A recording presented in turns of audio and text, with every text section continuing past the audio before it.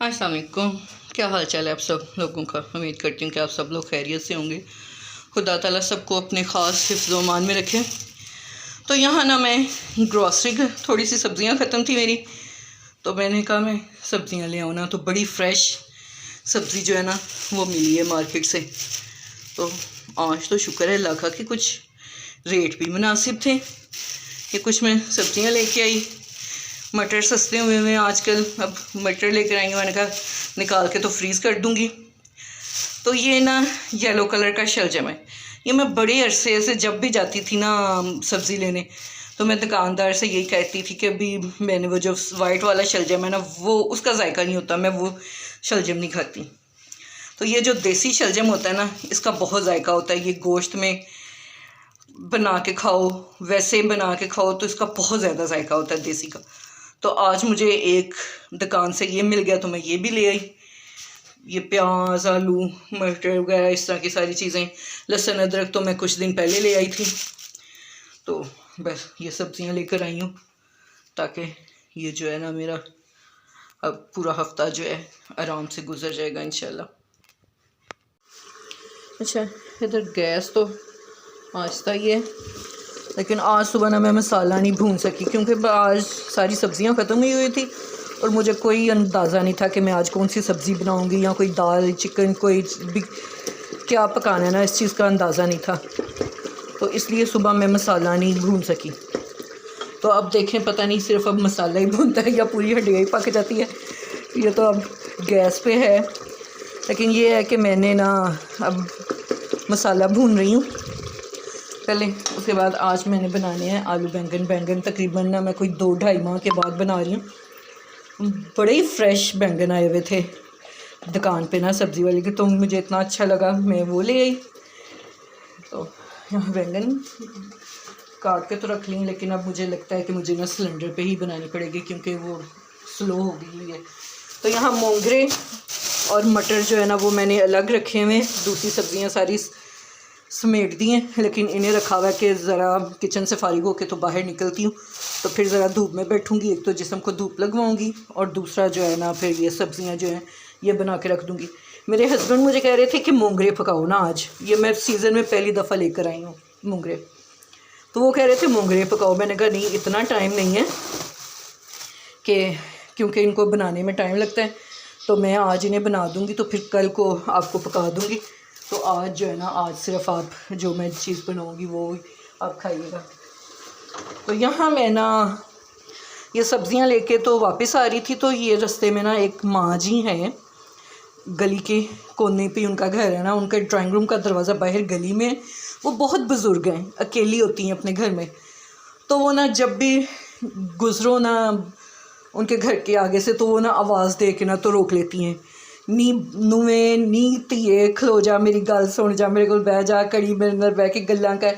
ज़ाहिर सी बात है, एक बुज़ुर्ग है तो बुज़ुर्ग को तो यही होता है ना कि उसके पास कोई बातें करने वाला हो, क्योंकि वो अकेली हैं, बुज़ुर्ग औरतें। तो मैं उनके पास ज़रा बैठ गई बातें करने के लिए। मैंने कहा चलें कोई नहीं, हर दफ़ा कहती हैं तो मैं 5 मिनट बैठ जाती हूँ उनके पास। तो वो ना चीज़ें भी सेल करती हैं।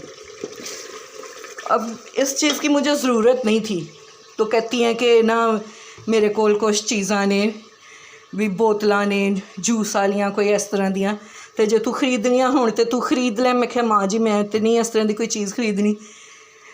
ये दिखाई उन्होंने, तो मैंने कहा मैंने ये चीज़ ना ख़त्म तो हो रही है मेरे घर में, लेकिन ना मेरे पास पैसे नहीं है इस वक्त। मैंने जानबूझ के ना टालने के लिए कहा कि इस वक्त मेरे पास पैसे नहीं है, तो मैं नहीं लेके जाऊंगी ना, जब पैसे होंगे तो फिर लेके जाऊंगी। तो कहने लगी ले जा तू, ऊंज ही ले जा, पैसियां दी खैर है, फिर आ जाएंगे पैसे ना,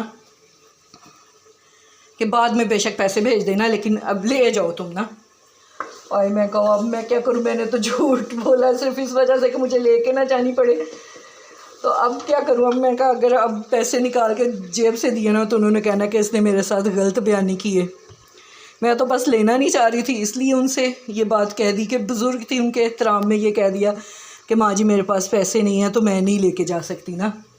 तो कहने लगी कोई बात नहीं, तुम ले। उन्होंने शॉपर में डाल के तो मुझे पकड़ा दी, कहती हैं तुम ले जाओ तो कोई बात नहीं, बाद में तुम पैसे फिर किसी दिन पकड़ा जाना बेशक।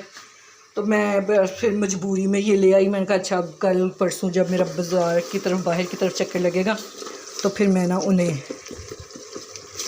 पकड़ा दूँगी। तो बस जी ये हुआ मेरे साथ। तो मैंने देखा गैस तो बिल्कुल स्लो हो गई हुई है, लेकिन मैंने कहा चलें जितना काम इस पे हो जाए ना उतना इसी पे करती हूँ। उसके बाद जो है ना मैं सिलेंडर पे अगर मुझे ऐसे प्रेशर देना पड़ा तो वो जो है ना सिलेंडर पे दे दूँगी। क्योंकि बहुत कम बस इसी तरह के मुश्किल से 10 मिनट आ जाए तो बहुत बड़ी बात होती है। बंद हो जाएगी गैस, लेकिन चलें जो काम कर सकूँगी। तो बस तो फिर करते करते ही हंडिया भूनते भूनते जो मसाला गैस चली गई थी, फिर मैंने यहाँ सिलेंडर पे बनाया। तो अब शुक्र अल्लाह का कि बन गई है। तो अब मैं जो है ना इसमें दूसरे मसाले तो डाल दिए, कसूरी मेथी, पिसा हुआ मसाला वगैरह जो है वो डाल दिए। तो अब यहाँ बस मैं इस पर ना सब्ज़ धनिया डाल के तो इसे दम पे रख दूँगी, ताकि दम पे जो कसर है वो पूरी हो जाए, क्योंकि गैस तो बंद हो गई हुई। तो यहाँ अब मैं जो है ना बाहर ज़रा धूप में बैठने लगी हूँ, ताकि मैं अपने जो दूसरे काम है ना ये सब्ज़ी भी बना सकूँ। साथ ज़रा जिस्म को धूप लगवाती हूँ और साथ बैठ के ये सब्ज़ी जो है ना ये बनाती हूँ। तो बस इसके साथ ही मुझे दें इजाज़त। दुआओं में याद रखिएगा और चैनल को लाइक शेयर और सब्सक्राइब कर दें। अच्छा मैं आपको एक बात बताऊँ, मुझसे ना बहुत सारी मेरी बहनों ने कहा है कि आप ना लाइट अब आप इस टाइम देखें कि किचन में ना 2 लाइटें जो है ना वो जल रही हैं, लेकिन इस टाइम जो लाइट है वो वैसे ही डिम है। हमारे इस एरिया में पता नहीं क्या मसला है, एक गैस का और दूसरा बिजली। अब मैं काम कर रही हूँ ना किचन में, एकदम से लाइट तेज़ हो जाएगी और एकदम से अब इस टाइम जो लाइट है ना ये बिल्कुल कम है, आधी लाइट है, डिम लाइट आ रही है, तेज़ फुल लाइट नहीं आ रही है। तो बस ये कोई समझ ही नहीं आती इसकी, एक कभी इतनी तेज़ लाइट होती है और कभी इतनी कम हो जाती है, कुछ पता नहीं चलता। तो बस जी दुआओं में याद रखिएगा, चैनल को लाइक शेयर और सब्सक्राइब जो है वो लाजमी कर दिया करें। बहुत शुक्रिया, अल्लाह हाफ़िज़।